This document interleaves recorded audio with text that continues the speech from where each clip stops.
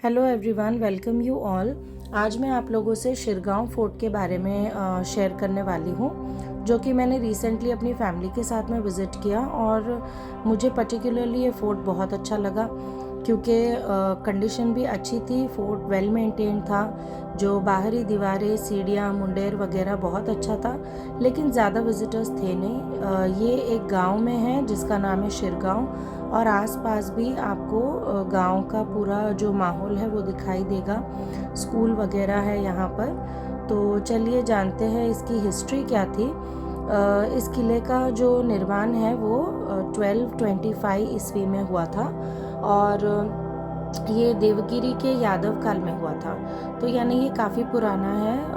And ये किला 1432 में गुजराती मुसलमान रूलर्स है, उन्होंने उनके अंडर था ये।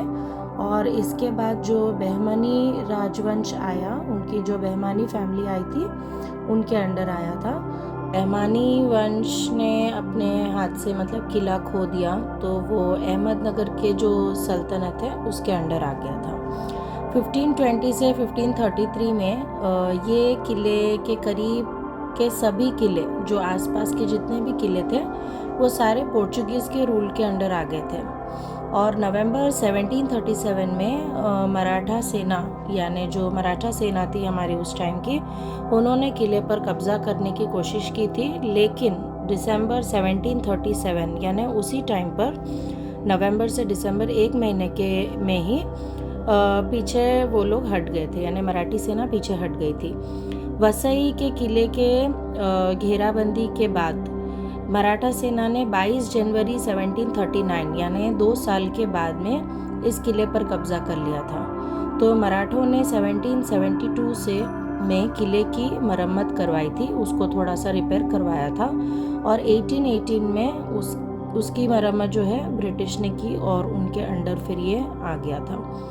तो जो ये किला है, मैं आपको बता दूं कि इसका इतने सारे छोटे छोटे इसके अंदर एरियाज़ है, सेक्शंस बने हुए हैं। तो हम जैसे जैसे इसको एक्सप्लोर कर रहे थे तो अंदर जाने के बाद ये किला बड़ा होता चला गया।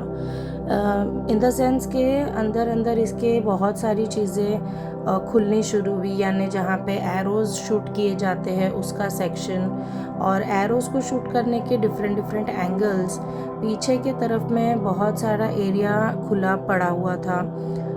देखिए, ये आपको मैं जो बता रही हूँ ये एरो के एंगल सेक्शंस है। तो सोल्जर्स वगैरह यहाँ पर तैनात रहते थे और उनको डिफरेंट एंगल के पोजीशंस मिलते थे जब उन्हें एरो वगैरह शूट करना होता था। तो लेकिन एक चीज़ का मुझे बहुत देखकर अफसोस हुआ कि यहाँ पे ज़्यादा कोई पब्लिक थी नहीं।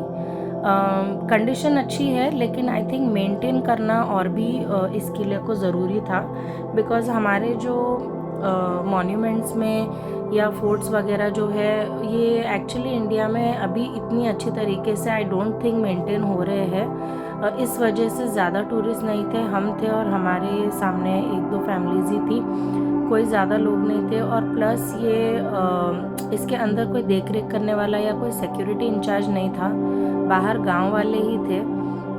और अंदर इतना कचरा पड़ा हुआ था कि किसी ने शायद ही सफाई की होगी।